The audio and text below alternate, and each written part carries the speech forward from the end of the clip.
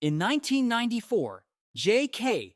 Rowling was a divorced single mother living on government welfare in a tiny, unheated apartment in Edinburgh, Scotland, battling deep depression that made each day feel heavier than the last. She couldn't afford proper treatment, didn't own a computer, and often struggled just to keep herself and her baby warm during the freezing winters.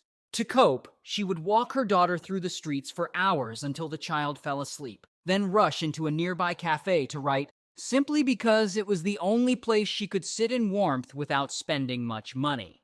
She had a story about a young boy named Harry Potter, but no one seemed to believe in it. 12 different publishers rejected her manuscript. Some didn't even read it. Others sent polite but crushing rejections that slowly chipped away at her confidence. One even told her she should give up writing and find a stable job, insisting there was no future in children's books in a world dominated by screens and entertainment. Even her agent began to lose hope.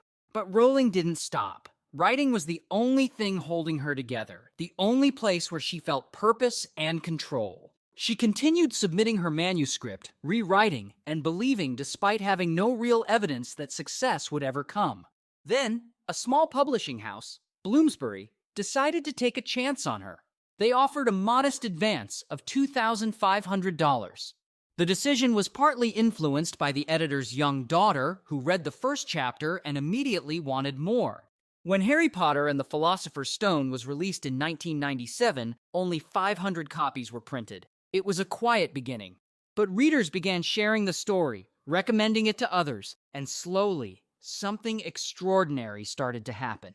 Word spread, momentum built, and by the time the third book was released, Harry Potter had become a worldwide phenomenon. Rowling went on to become the first billionaire author in history, with her books selling hundreds of millions of copies and inspiring films, merchandise, and entire worlds of imagination.